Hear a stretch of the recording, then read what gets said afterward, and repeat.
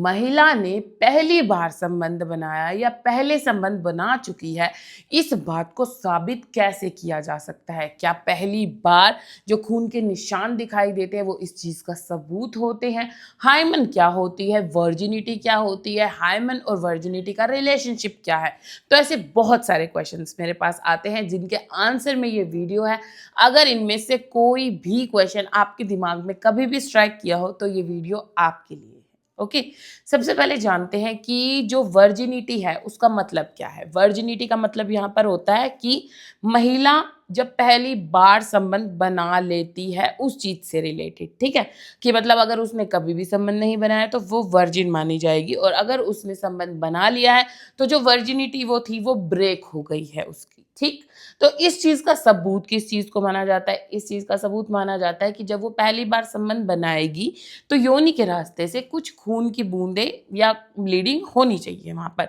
अगर ब्लीडिंग हो रही है तो मतलब वो सच बोल रही है कि वो पहली बार संबंध बना रही है, और अगर बाय चांस ब्लीडिंग नहीं हुई तो मतलब वो संबंध बना चुकी है। ऐसी लोगों की धारणा है, और ये बात बिल्कुल सरासर गलत है। ये इस चीज का सबूत नहीं होती है, ये मैं आपको बता रही हूँ। और अगर किसी भी डॉक्टर, किसी भी मेडिकल ऑर्गेनाइजेशन ने ये कहा हो कि ये इस चीज का सबूत है तो आप कृपया मुझे जरूर बताइएगा, ठीक है, क्योंकि मैंने तो किताबों में ऐसा पढ़ा नहीं है। अब मैं बता देती हूँ उस चीज के रिलेशंस के साथ।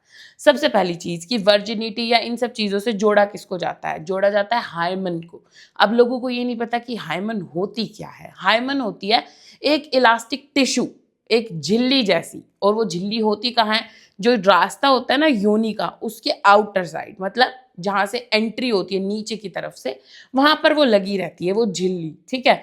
तो लोगों का ऐसा मानना है वो झिल्ली टूटती है तो खून निकलता है। हाँ, कुछ केसेस में निकलता भी है, लेकिन वो इस चीज का सबूत नहीं होती। दूसरी चीज, जो दूसरी गलती लोग सोचते हैं क्या, कि वो बिल्कुल उसको कवर करके रहती है, जब संबंध बनाते हैं तभी वो टूटती है और तभी ब्लड निकलता है। क्या आपने कभी ये सोचा है कि एक लड़की होती है जब उसके पीरियड्स होते हैं तो अगर कोई ऐसी झिल्ली या कोई ऐसा कवर है जो नीचे लगा हुआ है योनि में, तो वो ब्लड कहाँ से निकलता है जो पीरियड्स वाला होता है? ये सोचा है कभी आपने? जो इस चीज को सोचते हैं तो पहले से ही उसके अंदर छेद मौजूद होते हैं हाइमन के अंदर, और अगर वो छेद नहीं होते तो सर्जिकली किए जाते हैं कुछ लड़कियों के अंदर। क्यों? क्योंकि पीरियड्स होते रहते हैं और वो जो खून है पीरियड्स का, जो ब्लड होता है वो इकट्ठा होता चला जाता है, जिसकी वजह से दिक्कत हो सकती है। तो अगर वो झिल्ली प्रॉपरली क्लोज्ड होती है तो उसमें छेद किए जाते हैं। तो ये कॉन्सेप्ट आपका क्लियर हो जाना चाहिए कि हाइमन होती क्या है और उसके अंदर छेद ऑलरेडी होता है, ठीक है।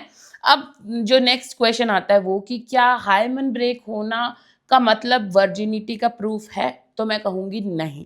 क्यों? एक तो उसमें पहले से ही छेद होते हैं, दूसरी चीज बहुत सारी महिलाओं के अंदर वो ब्लीडिंग होती ही नहीं है। कुछ महिलाओं के अंदर ब्लीडिंग होती है, बिल्कुल ठीक बात है, और हाइमन के ब्रेक होने से ही होती है, वो भी ठीक बात है, लेकिन हर किसी में ऐसा होना जरूरी नहीं है, ठीक है। कई बार कुछ एक्टिविटीज की वजह से भी ब्रेक हो सकती है, और कई बार क्या होता है कि अगर हम प्रॉपर ल्यूब यूज कर रहे हैं और महिला बिल्कुल रिलैक्स्ड है तो ब्लीडिंग नहीं देखी जाती। इसी तरह से जब मेंस्ट्रुअल कप या टैम्पून वगैरह यूज करते हैं तो वो झिल्ली टूटती नहीं है, और उसके टूटने की वजह से जो ब्लीडिंग है वो नहीं देखी जाती, ठीक है। तो ये चीज यहाँ पर क्लियर हो गई। उसके बाद क्वेश्चन आता है कि हॉर्स राइडिंग, साइकिलिंग या कुछ गेम्स या किसी चीज की वजह से क्या हाइमन ब्रेक हो सकती है? तो इस चीज में मैं कहूंगी हर केस में नहीं होती है ब्रेक, कुछ केसेस में होती है, और कुछ केसेस में क्या होता है, जैसे मैंने बताया कि इलास्टिक की तरह स्ट्रेच होने वाली एक टिश्यू है वो, तो वो स्ट्रेच हो जाता है कईयों के अंदर लेकिन इंटैक्ट रहता है, वो टूटता नहीं है। लेकिन कुछ के अंदर ज्यादा एक्सरसाइज की वजह से या पतली होने की वजह से, हर किसी की बॉडी अलग है, हर किसी के स्ट्रक्चर्स अलग है, हर किसी के अंदर हाइमन भी अलग होती है, तो वो टूट जाती है। तो हो भी सकता है और नहीं भी हो सकता है उस चीज के अंदर, ठीक। अब क्वेश्चन आता है कि इस चीज का फिर प्रूफ मिले कैसे कि लड़की ने संबंध बनाया है या नहीं? तो सबसे पहले तो मैं इस सोच को ही कहूंगी कि ये आपको जानना ही क्यों है। और अगर आपको किसी के बारे में ये चीजें जाननी ही पड़ गई, उसके कैरेक्टर के बारे में आपको ये सब कुछ जानना ही पड़ गया, तो आप उसके साथ हो किस बेसिस पे? अगर आपको अपने पार्टनर पर ट्रस्ट है, उसके कैरेक्टर पर ट्रस्ट है, तभी तो आप उसके साथ हो ना। तो ये क्वेश्चन तो आपके दिमाग में आना ही नहीं चाहिए। लेकिन अगर आप सोचते हैं कि फिर भी हमें कोई तो तरीका चाहिए जिससे हम जान सके कि कैसे पता चले कि उसने किया है या नहीं, तो वो सिर्फ एक ही तरीका है, वो महिला खुद बता सकती है, ठीक है। या फिर दूसरा तरीका है कि अगर उसने कभी कंसीव किया है, कभी वो प्रेग्नेंट हुई है या कभी उसने बच्चे को जन्म दिया है, तो वो एक प्रॉपर सबूत है। उसके अलावा इस चीज़ का कोई सबूत नहीं हो सकता, सिर्फ़ इंसान ही उस चीज़ का सबूत है कि उसने क्या किया और क्या नहीं किया। तो अगर आप इस चीज़ को ढूँढ के अपने आप उसके बहाने ढूँढ के या कपड़ा-वपड़ा रख के ये जो भी चीज़ें दिखाई जाती है, जो लोग करते आ रहे हैं अक्सर से, वो सोच के आप आपस में लड़ना चाह रहे हो, अपना रिलेशन खराब करना चाह रहे हो। आपकी महिला साथी बोले मैंने नहीं करा, लेकिन आपको उस पे इल्ज़ाम लगा रहे हैं उन चीज़ों को लेकर के, तो यहाँ मैं कहूँगी कि आप गलत हो। आपको अपनी साथी की बात सुननी चाहिए। अगर आपको उस पे प्रॉपर्ली ट्रस्ट है, आप दोनों हर चीज़ में एक-दूसरे के लिए ठीक हो, तो ये एक टॉपिक ऑफ डिस्कशन होना ही नहीं चाहिए, क्योंकि हर किसी की बॉडी अलग है। कोई भी मेडिकल टेस्ट, कोई भी डॉक्टर, कोई भी इस चीज़ को नहीं बता सकता है। सिर्फ़ वो महिला बता सकती है, या फिर अगर उसने कभी कंसीव किया है, तो वो डिटेल्स बता सकती है। That's it.